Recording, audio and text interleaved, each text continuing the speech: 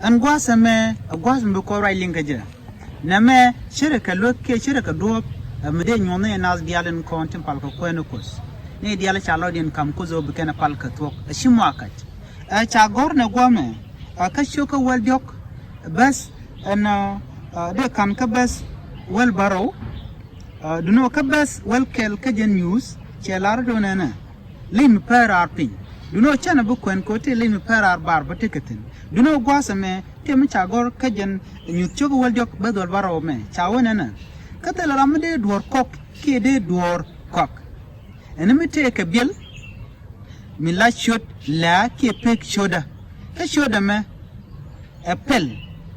karamate ka ngach gor peg la ko ajen peg ran peg de en peg ma chalare kur bakel widi jen bakel widi bakel te mo kala nyos kon gomen mi cha gor gomen te tanat ti dongo ke joto en juin shi bena mi shala covid-19 en wala dan en tom kana dongo to A666 fade le goro to biya nga joro kur bakel widi jen bakel widi bakel ma tala chabe bena kuji babena ngaji nama ceraka o tama de te ka joyi chala malaria ki typhoid ki ne joyi do diena mona de jina tum de lol de jitum ko ngi je te ke ji ajen ba amani mi chala covid-19 and wala dan tom kana tele mananga ke 666 gandana bana force ke ja chigman ti ko le tera mde dor ko ka tele mde ko ko jara mamo malot ke jana antama awanyin kos dial chicken be ka oto bikwit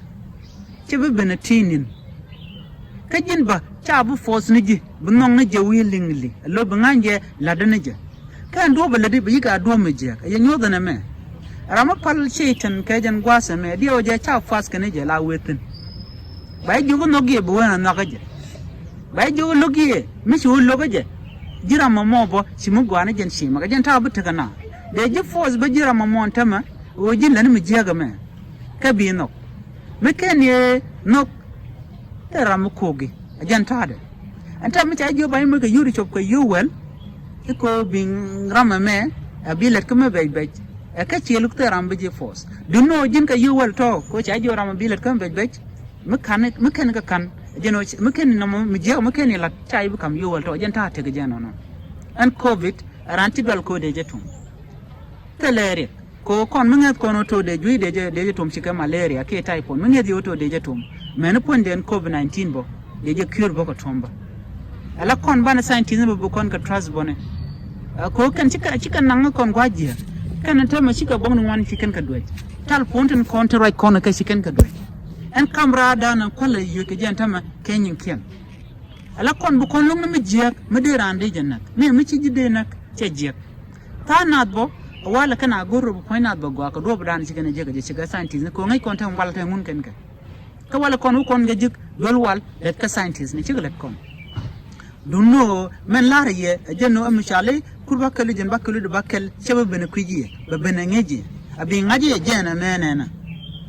teram bilo ay nyoda kelama anta matu kon kan goktin kon lat ko to don ba jote ga mi je ka your family ke ka shemore e don jen jek te duga jen no we nok tan je no she nok teram foz mi she jogu no mo kai ti bi ka boko bom wuran tan ngaje teram mutene kuje dunno na me medical ke dunwal ka kui point ko to bu point bu pon chawena na awara me met kenije ka kuje o met kenije watale rega wa karami ngaje wona me je ka wetin ano kon mi jo kon ma gwa chana jenok ene mi je mi guji oto de mi je de lat keje dunno win mo na me kelo en plague shi to ke jwe en jwe chiben kejen 20 dan a jwe mi je an ko bede me jwe mi je na to ngone ken chegan nak kanaka ka kui ko kwai ke cure kwai ke wala ndana de jaga de na jaga jagwa akon si connect 666 na me a win mon chukot cha kondi mislead ran be mi jek ben lel engeja tela ram biji captain na me ajinte ka long on tama duno de jogona na ka kui polo point dan chana je gore ba kontum mi cheben lo kan kap ko bom goro jiramo ba jitum chulo yen mare kan gware nye mare kan da mare ko kenen kon tin birano to ci pone je pol gore ba jitu ci mi je shawedi wara mi mo mu wa met ka kujeja telere ring no di wa mi ngi je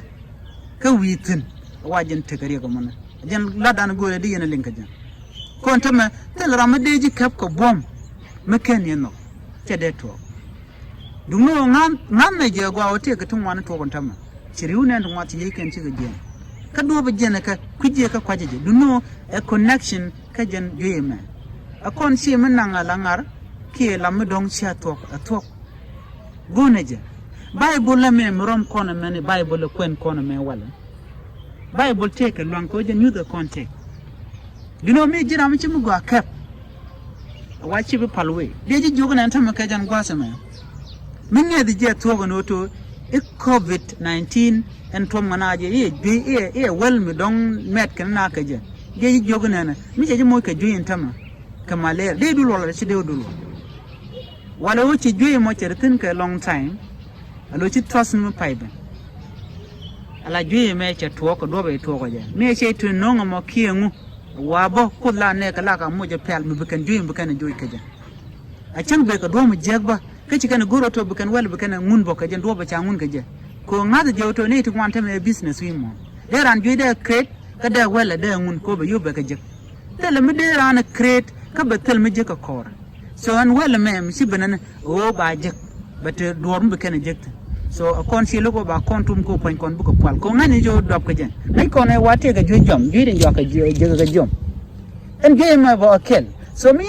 sam kabarar in bodo, which mean that none jo to dream motaten. So chane gorban jelel, banage cure, ka do badana chalar kaje, a kuma ke juin mo. A con si goro to banajelo, a con si connect a COVID, I'm sorry, K 666, a mubu benangai conaja condian.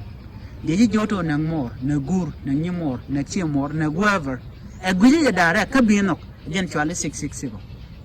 So they jogoto the Bible can understand ka do bana chalat keje chilol test ko siana mesiajeni yatakama gwaza me bakonyo kun mudodien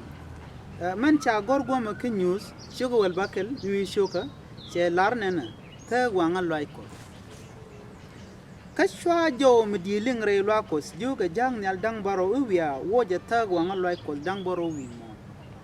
kana chu jagan yamwo She meant to retard the watch we more. And was a maybe a yoga let Medodian Micha Gorka Genus and yog. Shoka well buckle shall arnena. Tag wanga loiko. Kachu joma did. Kachu joma di lingre loakos. Juga jagnal dang barovia, watch a tag wanga loikos dang barovim. Kano, chu jagan wood. She meant to retard the watch we more. Kachu jury to mos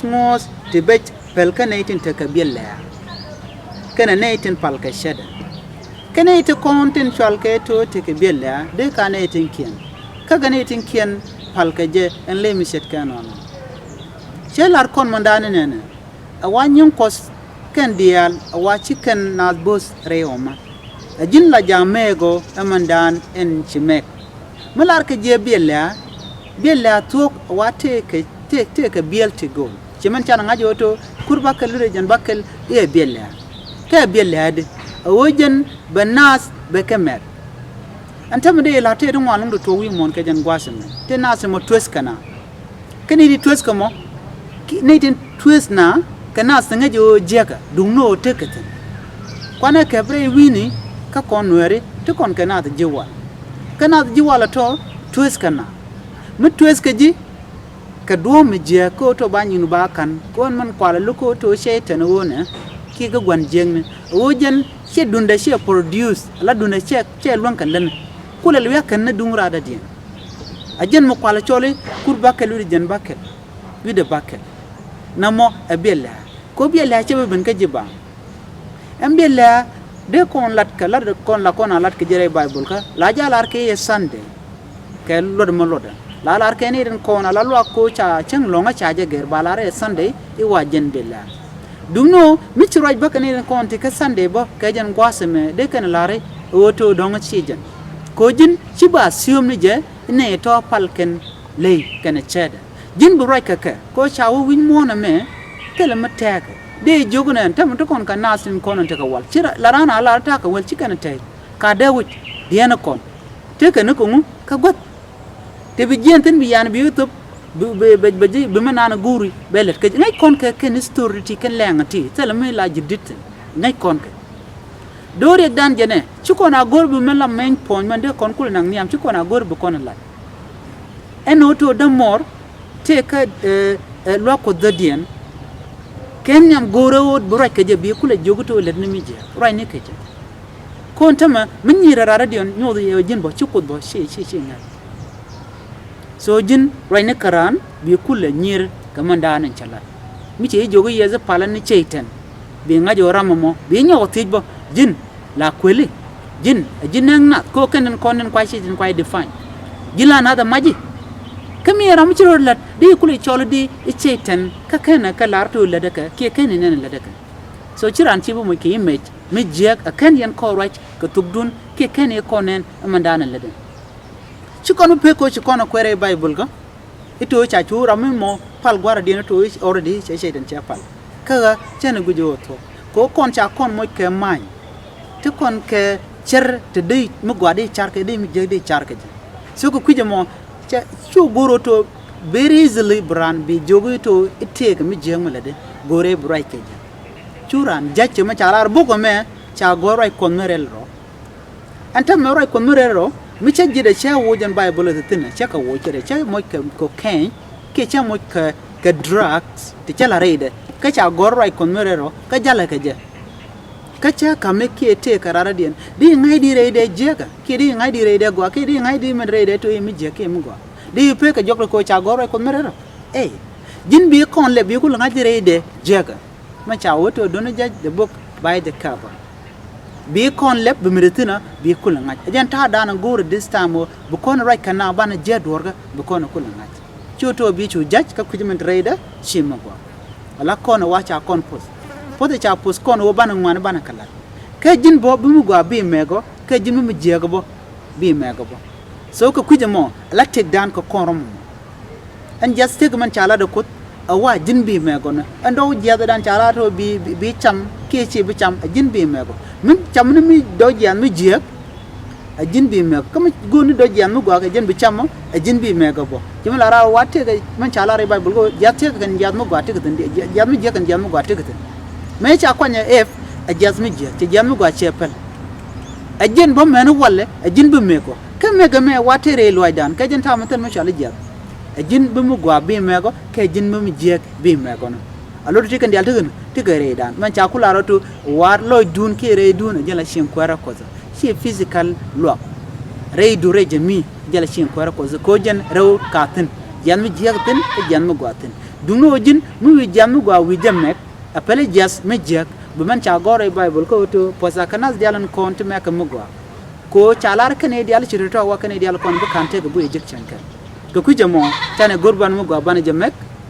bu kon mu jeg bana pel man cha kula gar kon gome o te wa ngala kos na su kon bu tika bot wa ba pen widien en man chaling ko ku jwas of course te ga mu chalaran ko a jana to nyala de maka gwan jeng na baka de maka gwan chungni nunu wodi bo gwan jeng na mi che do tijbo wa kam ko zeje ka gwan chungni mo mi do tijbo kam ko zeje ko de jana ne dial per kan nyamle ko goden jok ngode gode jok jana baran ba ku lu ko je ba men jeg le de ba ku jikulu jogto na me e mi je